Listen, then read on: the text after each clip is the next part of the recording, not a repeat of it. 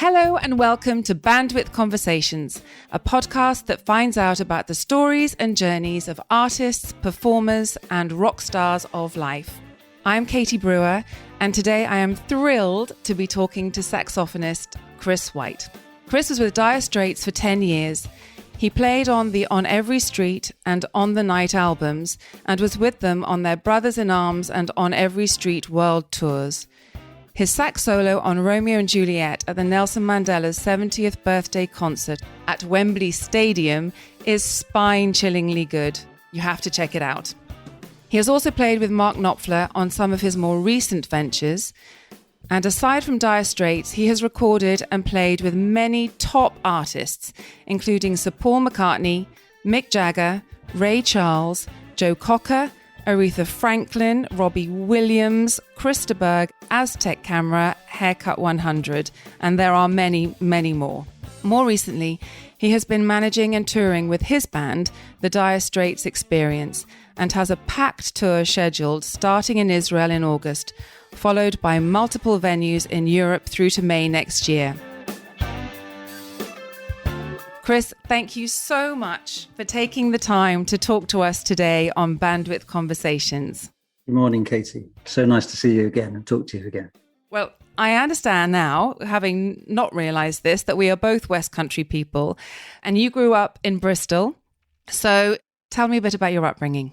I grew up in Bristol. I grew up on a council estate in Bristol, and my dad was a docker. My mum was a cleaner at the school that I went to. And interestingly, I was back there very recently to look at the place, and I hadn't been back there from my mum and dad. Are passed now, but it was very interesting to go back and see it again. The school that I attended, and which was really crucial for what I do now, is now a Lidl. Oh my goodness, supermarket. It's a Lidl. Yes. So things have changed. But I had a great time. I was very lucky. The two schools I went to, which were state schools, and really that is where it all started. And that's what afforded me the opportunity to develop and do what I do now. And you started by being a swimmer, didn't you? You were a county swimmer. When I was at secondary school, I was swimming a lot. I would train before and after school.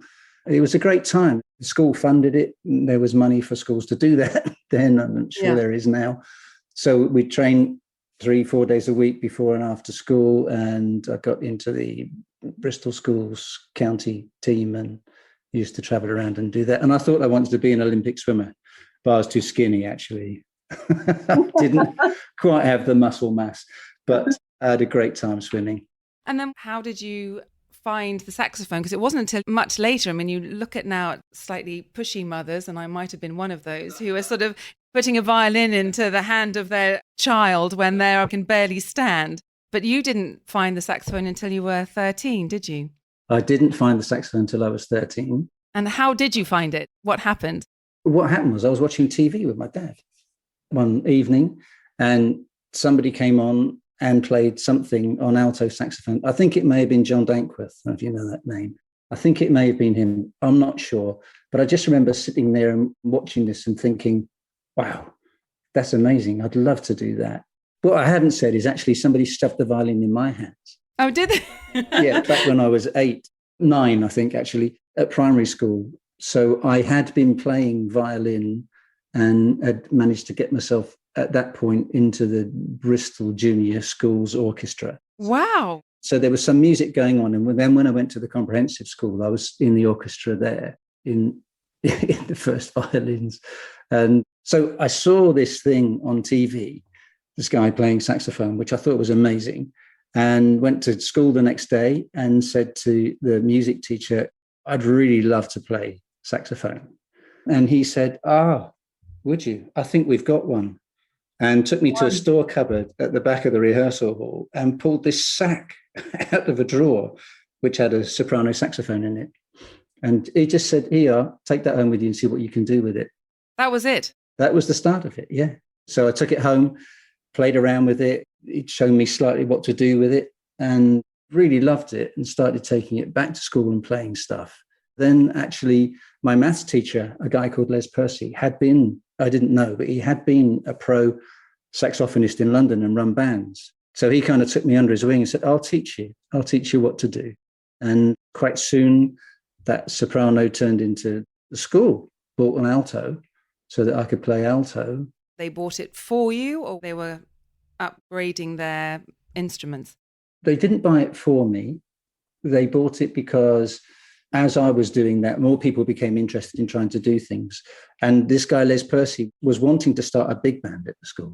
So he managed to talk, I don't know if he had to talk that hard, because there was real investment in education and people's careers and stuff at that time. So the school invested in a saxophone for me, and then they bought another one and a couple of others. And within 8 months of me starting to play, there was a big band at school, because there were already trombone players and trumpet players in the orchestra. So they shifted across and did the big band as well. So I owe that place so much, actually. Did you carry on doing your swimming at the same time, or because you can't do everything? No, the playing took over very quickly. As soon as I got the alto, within weeks, really, I just knew that was what I was going to do. And that's what I wanted to do. So interest in other stuff kind of waned a bit quickly. The swimming kind of stopped. I think I discovered girls about that time as well. So that took up a little bit of extra time. Yeah, well, it would do. Yeah. So the swimming stopped, although I loved it. And I still swim now for fun. But I became totally obsessed with saxophone.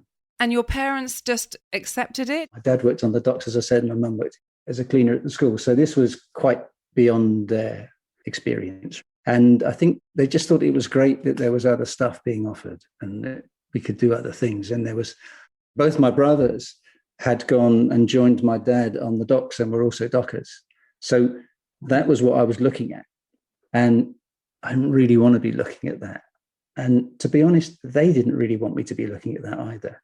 So they were really, really supportive, even to the point where I stayed on into the sixth form at school to do A-levels, which nobody else had done before. I kind of got the impression that they weren't quite sure where it was all going, but were very happy to support it. I understand that you were funding your lessons yourself, weren't you? And how did you do that? This guy, Les Percy, who was a great player, actually, a really great player, lovely guy. He was giving me what time he could. He was giving us what time he could during the school day. So it was lunch times and breaks and things like that. And I got to a point where I knew that I really wanted to find out if I could do this. So I went to him. Actually, I called him. I went to the phone box at the end of the road and called him and said, I'd like to do this. And he said, okay. He said, well, when I was in London, I used to charge £1 an hour for saxophone lessons. I didn't know what a guinea was. I had to ask. And he said, oh, well, okay, don't worry about that. I said, look, I really want to do this. I've got a job. I've got a Saturday job. And what was your Saturday job? My Saturday job, which my mum had got for me because she was very good at talking people into doing things, was delivering meat for the local co-op butcher. So I'd turn up on a Saturday morning with my bike, my bicycle and a rucksack, and they would load my rucksack up and give me an address, and I'd cycle off and drop meat sometimes in a shed for people's Sunday lunch, lumps of beef and the odd chicken, and then cycle back and get the next one. And so for which they paid me 10 shillings, 50p. So Les Percy said, okay, what's your job? So I told him that. He said, oh, okay. And what are they paying you? I said, well, they're paying me 10 shillings for the Saturday morning to do this. And he said, okay, that'll do. Pay me 10 shillings. So I would do my meat round on a Saturday, and on a Sunday morning, I would get the bus and go to his house and have a saxophone lesson with him on a Sunday morning. And within 2 years of that, you were playing in the National Youth Jazz Orchestra. And also, was he giving you, he was passing on gigs to you at that point, wasn't he? So that was a very quick turnaround. That was before the National Youth Jazz Orchestra. Okay. He was also my maths teacher. And he had a regular gig in Cheltenham Town Hall with a kind of dance band. And I remember the first time it happened, one Wednesday morning, he came to the back of the class. I always sat at the back with my mate. And he said, Chris, what are you doing tonight? Are you doing anything tonight? I said, no. He said, I've got this gig at Cheltenham Town Hall and I don't really want to do it tonight. Could you go and do it for me? What did you say? Yeah. I said, yes. Yeah, of course. And he said, I'll arrange a lift for you. I'll get you taken there. I'll get you dropped home, get someone to pick you up. But if you could do that, that would be great. I think it was worth £3 or something. The gig was worth £3 at that time, which was an awful lot of money. Yeah. And that happened quite often. So I went and did the gig at Cheltenham Town Hall. And then that developed into other things while I was still in Bristol. And then when I moved to London to go to college, that's when I got involved with the National Youth Jazz Orchestra. Okay. When you moved to London to go to university, what did you study? Social sciences. I'm a BSc Soc Sci Ons. So it was sociology and education and psychology mostly. And it was a polytechnic. I just wanted to be in London. It was just a way to get to London. I loved the course, actually, the social sciences course. So I had a place at Sussex University, but that was too far from London. So I went for South Bank Poly in London and did a social sciences degree. And what made you decide not to do music? So this was back in 1971, 72, something like that. Les Percy had left the school and there was another guy teaching me saxophone and clarinet because I had to play clarinet by then as well. So, and I remember saying to him one day, I'm going to go to music college. And he went, and I said, I'm not good enough, am I? And he said, no, it's not that. He said, they have this classical bias. All the music colleges have a classical bias. He said, so you have to play piano, and they wouldn't accept saxophone as your first instrument. It would have to be clarinet, which I didn't really like playing. He said, it would have to be clarinet. And I said, why? And he said, well, mostly they think saxophone's a novelty instrument. Really? So I started playing piano and I stayed on an extra year in the sixth form to do A-level music. And there are a couple of stories. But anyway, it wasn't for me. I hated it. I just wanted to play saxophone. So that's why, had it been possible to go and play saxophone at that time, I would have gone. Is it possible now? Because that's a really silly rule. They've changed it now. You can go and play all kinds of things now. But at that time, couldn't get in as a saxophonist. I never loved clarinet. I've played it for people, and I do play it if I have to. I haven't played it for years, actually. I don't like it. It's not the same. Everybody thinks it's the same as saxophone. It isn't. And there are people who make clarinet sound fantastic, and I'm not one of them. I make it sound like somebody torturing small animals, really. Okay, so you go to university and you're not reading music, but at the same time, you start gigging, and you were at the Hammersmith Palais for a while with Sonia Jones, who was on the podcast Sonia, the lovely Sonia, a few weeks ago. And how did you get into doing that? Before I left Bristol, I was doing lots of gigs. In fact, it was probably one of the busiest times of my life was when I was a teenager in Bristol. And I'd been working with a band leader at a Mecca dance hall. You probably won't know what that is, but they were big dance halls which operated 6 nights a week, and people went, and we were doing pop covers most of the time.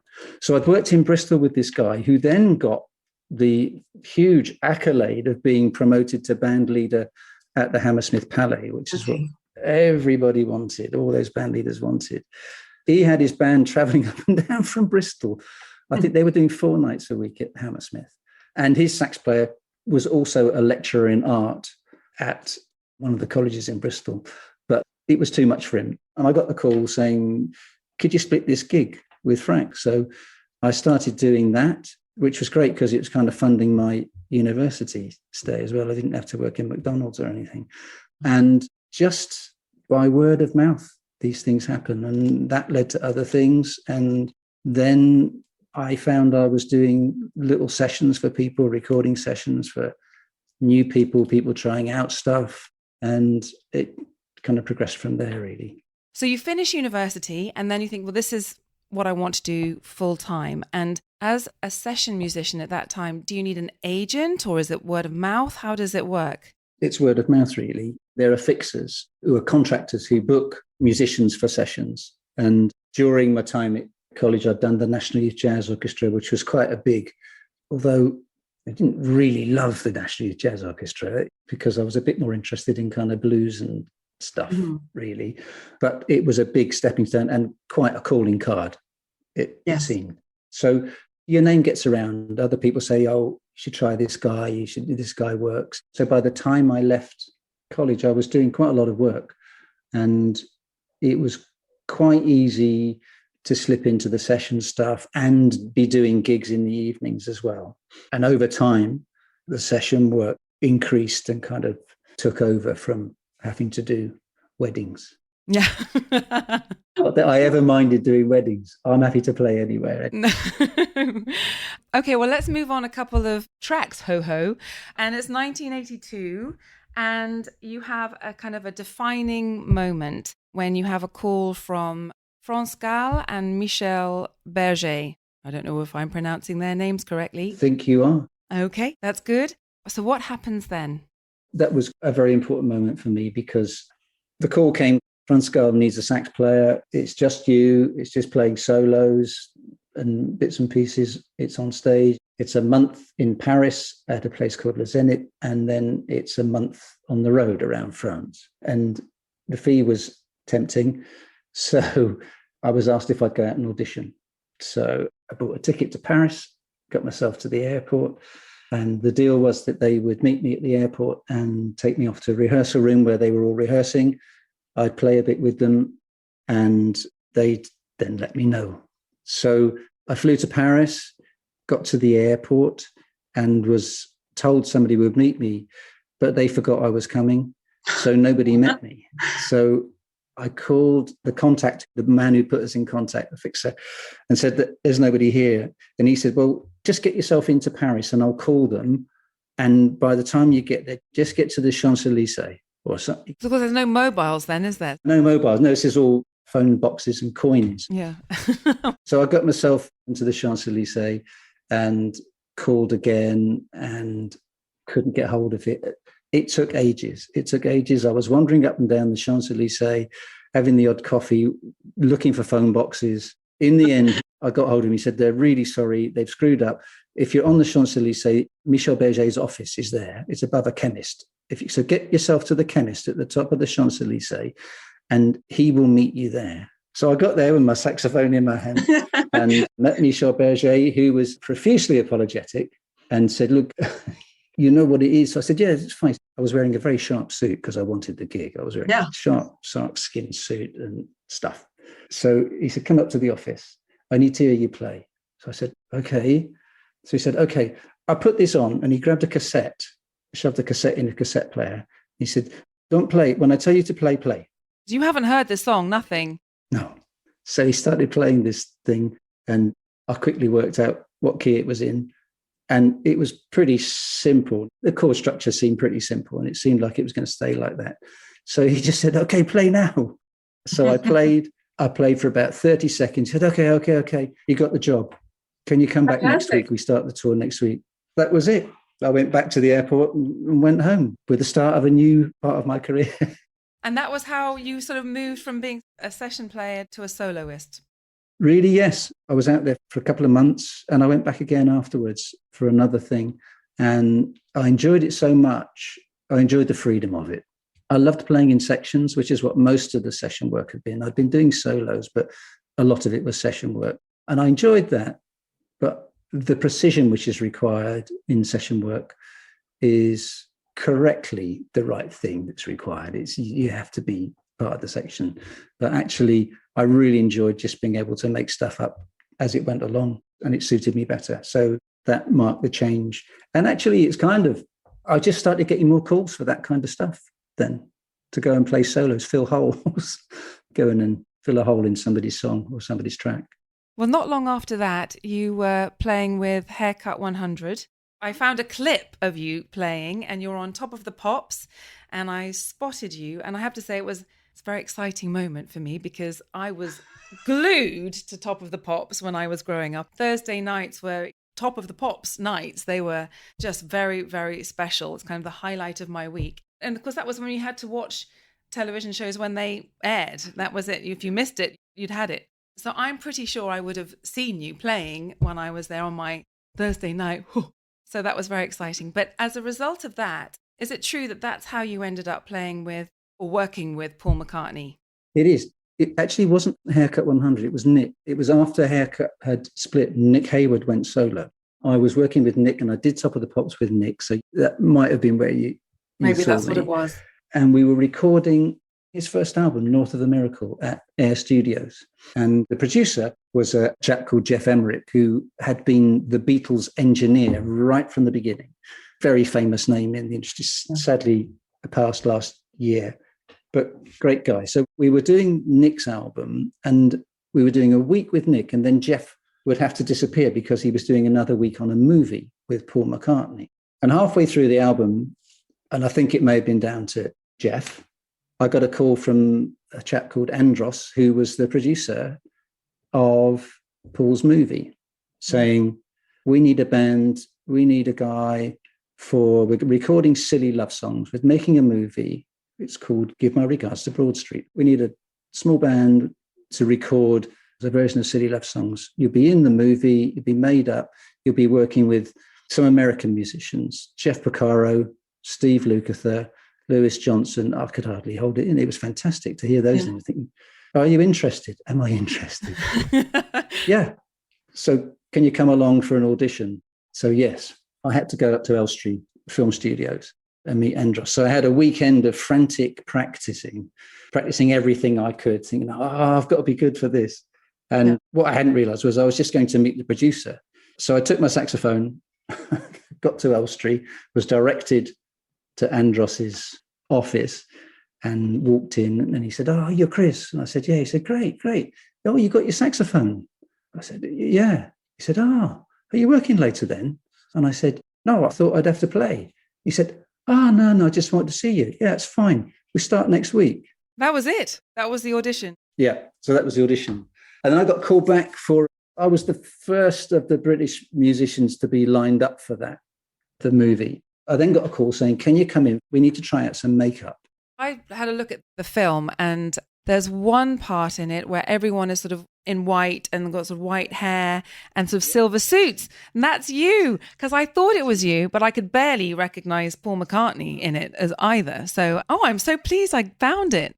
Well, I got called in to try out that makeup, which was done by a makeup artist called Barbara Daly, who's a very famous makeup artist. I think she did Princess Diana. She did Diana, didn't she? Yeah, for her wedding. Anyway, so I got called back. They said, can you come in and do this makeup thing? We'll pay you. I went, yes, all right, I can come and do it. So I turned up to do this makeup, introduced to Barbara, who was lovely. She sat me down and explained the look which you've seen, which they were going to try out on me. And as I was sitting there, I heard Paul McCartney's voice saying, morning, Jeff, morning. And he was saying hello to people as he walked through. I just thought, that's Paul McCartney. Might get to meet him later then. And as he walked past our door, he said, morning, Barbara. And she said, morning, Paul, and carried on.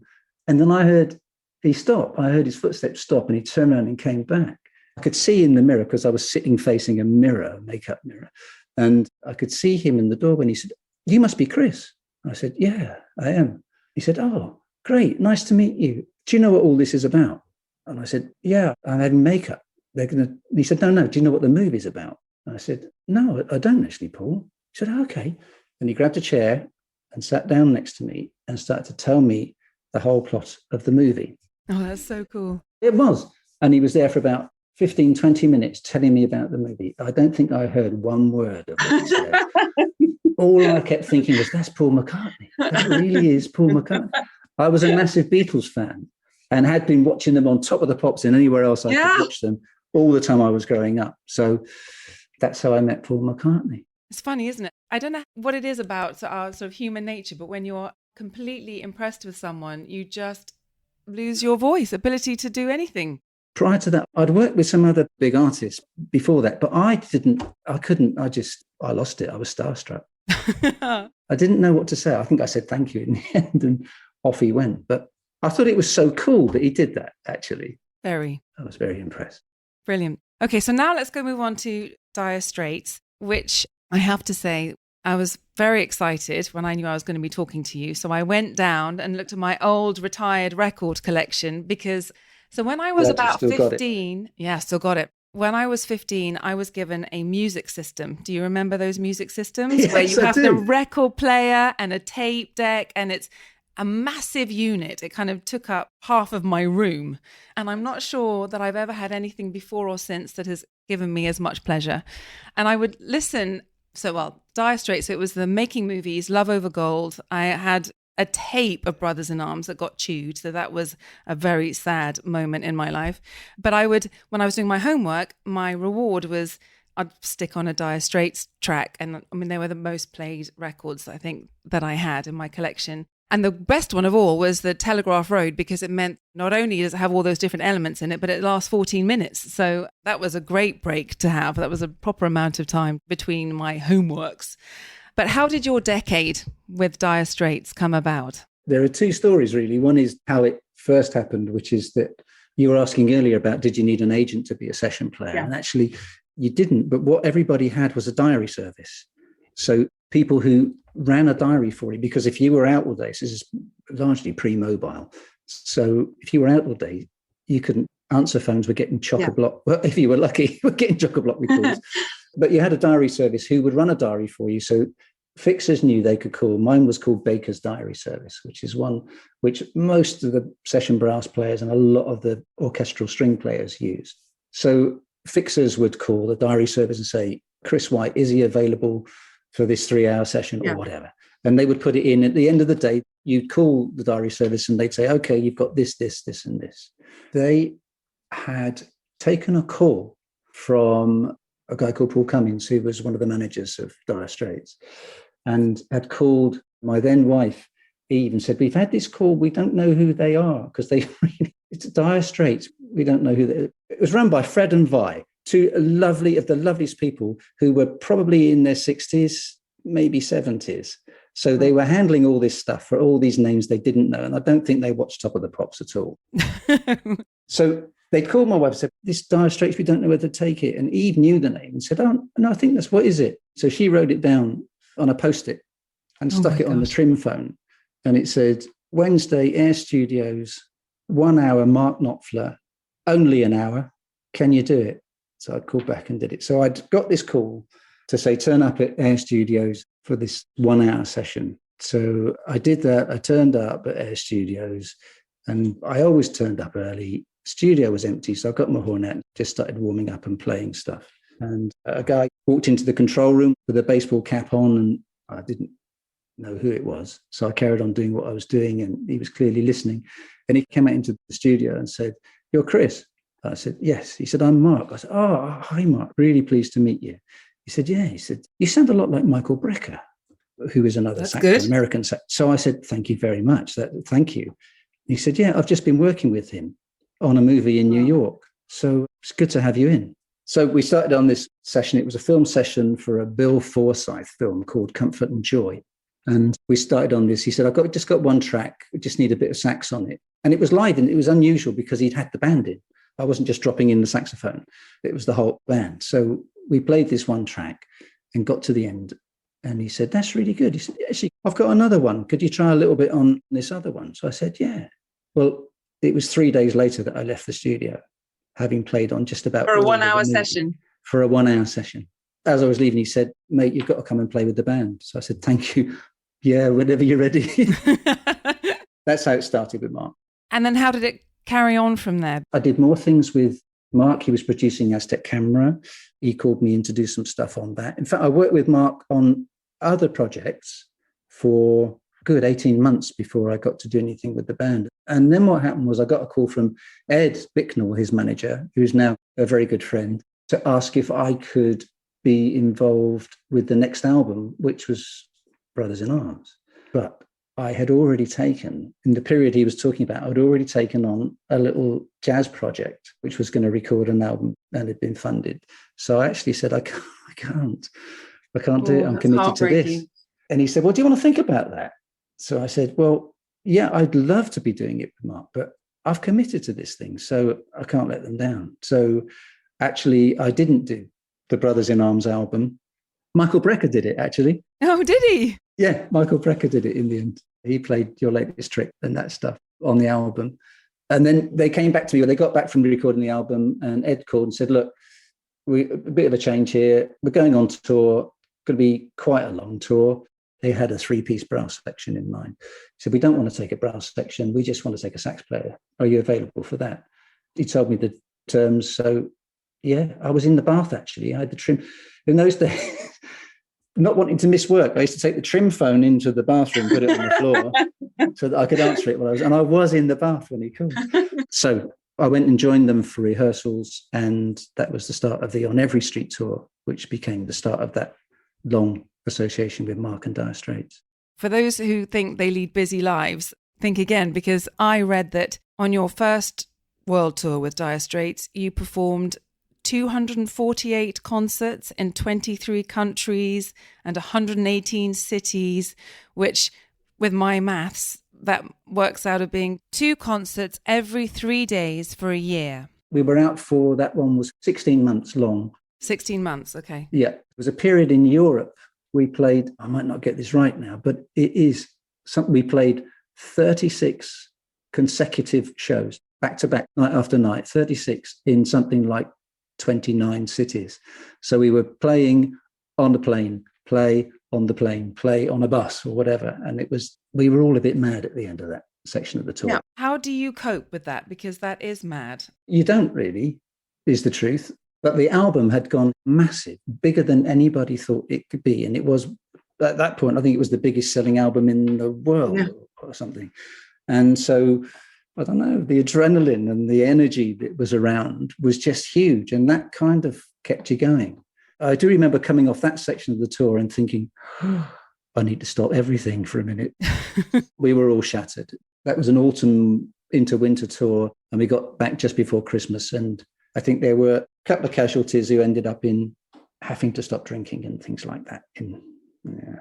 It was such fun. It was huge. It was just the feedback you get from it. You're a singer. You've been on stage. You know what it's like when people appreciate what you're doing. And just the energy you get back from an audience is huge. I think I'm the luckiest man on the planet to be doing what I do. Well, and of course, you're there when Dire Straits' popularity skyrocketed. And so what is it like when you're going to a new city? Is it just lots of screaming girls, probably? And it was girls and guys, actually. Mark had and has a huge following from guitarists who are mostly guys. There are some very devoted fans of Mark out there who would turn up and stand outside the hotel for the whole time we were there, it seemed. And every time you walked out of the hotel, there was I'm not making that. It's true. Every time you walked out of the hotel, there was a bundle of people who would come around you and want your autograph and stuff like that. It was quite a shock for a kid from a council estate in Bristol. Well, and also, because I have to say that you are not bad looking. And I remember. No. But I remember the first Stax gig that I played at when you were playing. I had some friends who came to listen, and I thought they might afterwards come up and say, "Oh, you were amazing, Katie," and all that kind of nonsense. But actually, they came up and they said, "The sax player is gorgeous. Can you introduce us, please?" So you're with a super famous band. You look okay. What is that like? Because suddenly, that must be quite a thing. Thank you for being so complimentary. That's very kind of you. No, it's true. That is, and I really exactly will pay what my you friend later. said. Well, when you're out with a band like that, it was kind of a head-turning time, or it could have been a head-turning. It probably was.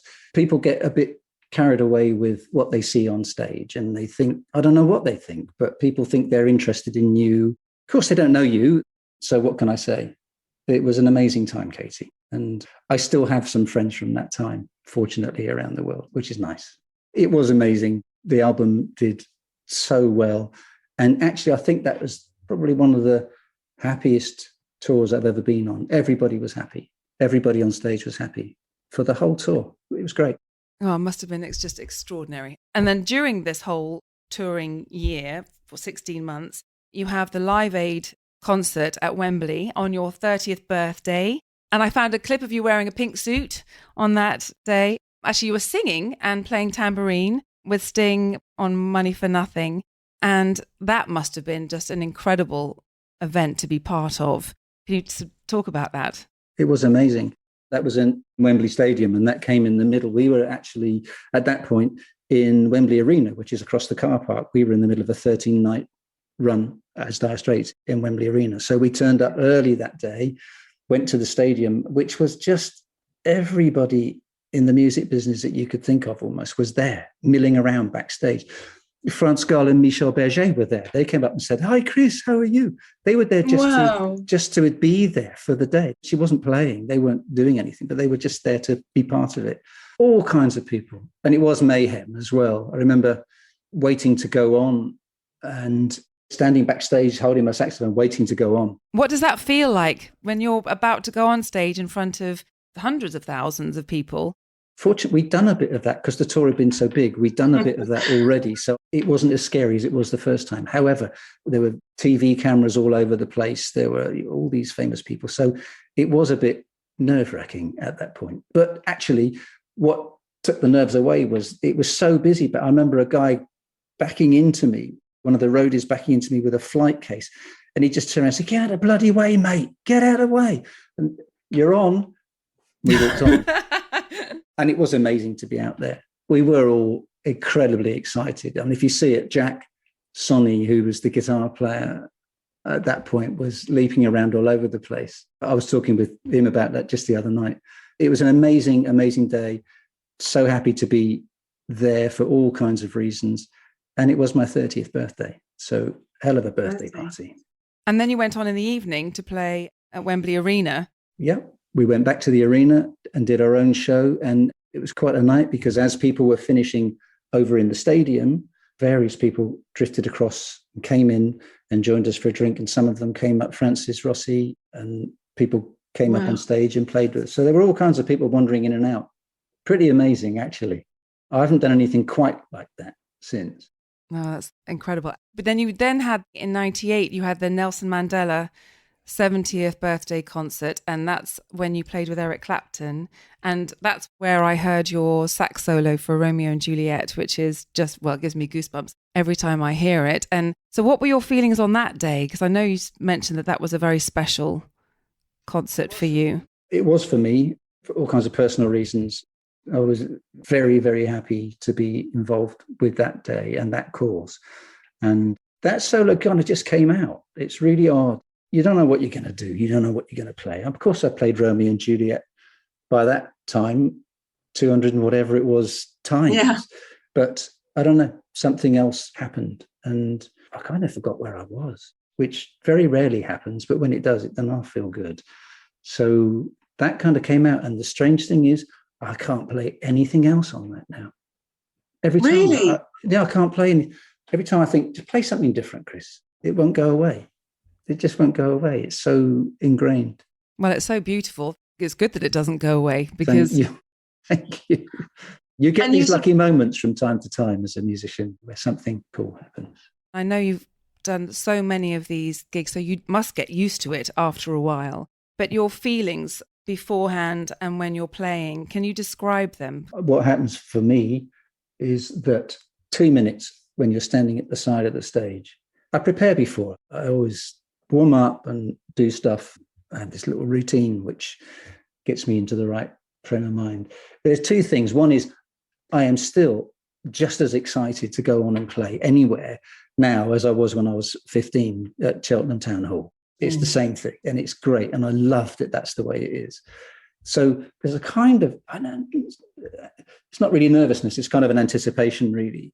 But what happens is the excitement of it takes over. And the minute you hit the stage and start playing, I find I'm just back into that really lovely, lucky, good space where I'm having a good time. Wonderful. Yeah, best job in the world. And then in amongst all of this, you've joined the Notting Hillbillies, which was another collaboration with Mark Knopfler. You are playing with Ray Charles. You play with Mick Jagger, Randy Crawford, Krista Burgh. That's just a name, but a few. What happened with Ray Charles? Oh, that was another diary service call. Are you available to do a gig with Ray Charles in Paris? And you see a message like that and you think, somebody's having a laugh here. Somebody's taking the mick here. But it was actually that he was over. The French Parisian students have, or at that time, had an annual event which was held in the basement of the Louvre, which is kind of, you've probably been down there. It's kind of catacomb. No, I haven't actually. I've seen films down there where people steal things and stuff, but I haven't been down there. It's quite amazing. So there are lots of large concrete rooms all interconnected. And they had this big event, which I think was for charity. And there'd be different things going on in different sections of the basement of the Louvre. And one of them was Ray Charles. And he was over, but he didn't have his full band. He had his rhythm section and backing singers. So the call was, can we get a band together? It wasn't for me to put the band together. I was one of the musicians. So went out to Paris, And we rehearsed with him for about half an hour in the afternoon and then did the show as the Ray Charles Big Band, which was, it was just great to be on the same stage as that man. He just has this extraordinary aura about him. And the history of the man, he was quite instrumental in changing the business, particularly for black artists, really, in terms of what their share of profits and things could be. So it was a great night, really great night. And then in 2007, you're back at Wembley for the Diana Memorial Concert. And then you form the Straits, which is minus Mark Knopfler, for a charity gig at the Royal Albert Hall. So how did that happen? That's right, with Alan Clark, keyboard player from Dire Straits. There was a call from the Lord's Taverners charity. They were putting on an event at the Albert Hall, would love some Dire Straits music. Mark was doing other things and not interested in playing Dire Straits material anymore, not at that point anyway. So the call came out and Alan and I managed to put a band together, and actually with the help of a mutual friend of ours, David Fitzsimmons, who was very supportive at that time in helping us get that going. We put the band together and played this quite short set, I think, probably less than an hour at the Albert Hall. There were a few other acts going on, and really that was going to be it.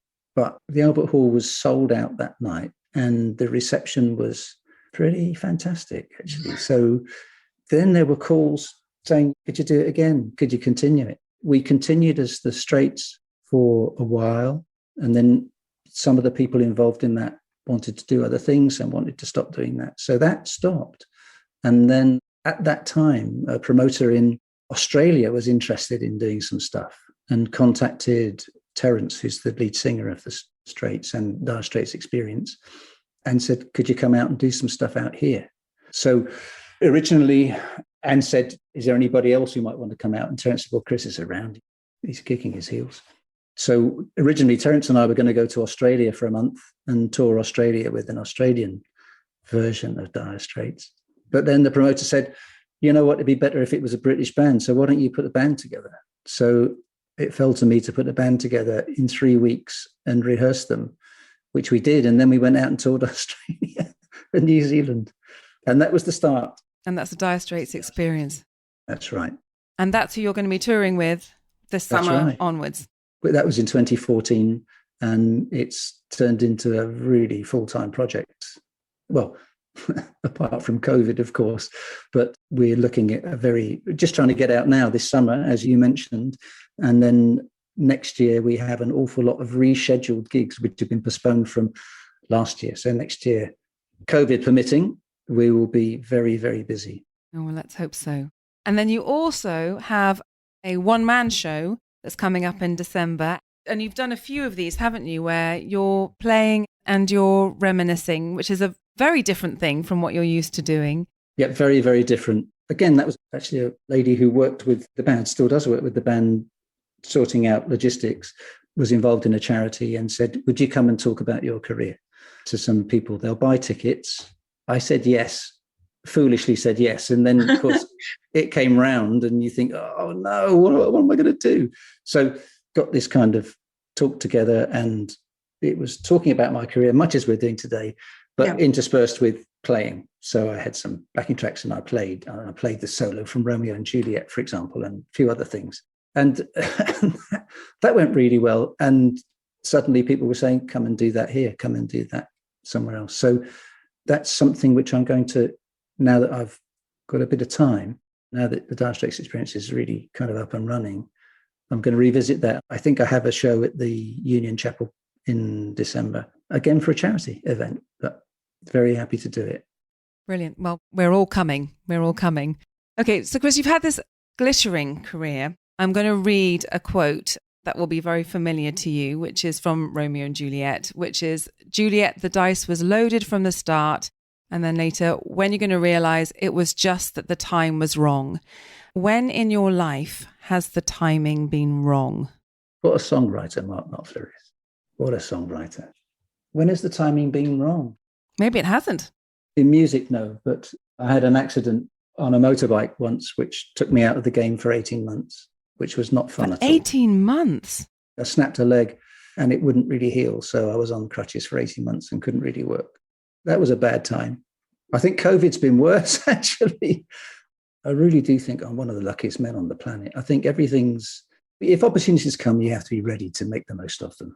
Fortunately, I became obsessed with playing the saxophone when I was 14, and that really hasn't stopped. So in theory, I'm kind of ready to go, even now, because I think there's still some time to go to do things. So I'm not really sure that the timing has been wrong. Do you think there's a time when the timing has been wrong for me? For you, no. No, it certainly doesn't look like it. On the upside, when I did the Bag of Wire podcast, we talked about moments in Tony Remy and Steve Overland's lives and they didn't have to be those moments when you're sort of in front of a sea of people, but a quieter moment when you just thought, wow, this is really special. The Romeo and Juliet thing was a very special moment, and I'm not sure that they come along so often quite like that. There have been occasions where I've had that kind of experience as a player, 3 or 4, and one was when I was a student playing in a pub in New Cross with a band called the Quaggy Delta Blues Band with Wolfie Witcher on vocals. And we were there, the pub was packed, people were listening. And again, we were playing a slow blues and I launched into something and I don't know what happened, but they really liked it when it stopped. So there are moments like that, which come not too frequently, but they happen now and again if you're lucky. And now you've got 2 children, one of whom has gone into the music business and following in your footsteps. I've got 3. Have you? Well, I have a stepdaughter. When I got married, Eve, my ex-wife, had a daughter, Michelle, who I definitely consider my daughter. So 3 children. Yeah. Okay. Is it just your son who's following you in your footsteps musically? Yeah. Alex is out there as a musician now. He's doing really, really well. He is also a saxophonist, but a different player to me. And really, I've always thought he's got producer. He used to come in when I had a studio at home. He would come, and if I was working with someone, come in and tell me what to do with the tracks. You shouldn't do that, Dad. You should do this. And damn it, I think he was right quite often. So I think he's got great producer's ears, and he's doing more of that's starting to happen for him now. But yeah, he's out there. He's working with a band called Fat White Family and a few others, and he's producing an album which is being recorded in Berlin for somebody else. So he's very busy, and I think it's so tough for young musicians today, much tougher than it was when I started to get going. So I keep my fingers crossed for him and all the rest of them, actually, because it really is tough. So yeah, he's in the music business. My daughter was in the music business on the other side. She worked for Sony. Oh, right. I didn't Sony realize Music, thanks to an introduction from another mutual friend, Sarah Mason, who put Bridie in touch with somebody, which developed into a job at Sony. She's moved from that. She was in artist relations at Sony, but she's moved from that now. And Michelle is just starting a business, which is a wedding business. She provides antique cutlery and oh my goodness, antique dinner crockery and things and stuff, and decorates wedding halls for people getting married, which is a very new business called Blue Sky Bunting, and is just really starting to take off. So gosh, so they're all creative in different ways. They all do stuff, yeah. Fantastic. Okay, final question, because I've gone way over the time I've said to you that I would keep you. If you had one musician, dead or alive, who you would have loved to play with, this is going to be a hard one because you've played with so many. If there was one you could play with, who would it be and where would you play? That is really hard, but actually one name really springs to mind, and it's Joni Mitchell. Oh, yeah, good choice. I'm a big, big fan of Joni Mitchell. So creative, just in all ways. And I think if I'd ever had, of course, she's still around, if I ever had the opportunity to do something with Joni Mitchell, I'd jump and be there. There are lots of people, but I think I've just always been such a big fan of Joni. Is there a particular venue that you have found to be particularly special? I quite like the Shepherd's Bush Empire, actually. It's a bit spit and sawdust and rock and roll. But it's a lot spit and sawdust and rock and roll. It was last time I played it, but it's got a great vibe. Yeah, very good atmosphere. I don't see Joni playing the Shepherd's Bush Empire, though, but never mind. Never mind. Well, Chris, thank you so much. I mean, this has been just fantastic talking to you. So thank you for your time and good luck with the tour. I hope it goes ahead. Yeah, we just want to get out there again now. We all do. Absolutely. I know you too. We all do. No, we do. But thank you so much for this time. Thank you. It's been a real pleasure, Katie. Thank you for listening to Katie Brewer at Bandwidth Conversations. If you would like to know more about us, please email katie@bandwidthconversations.com. We hope to see you again soon.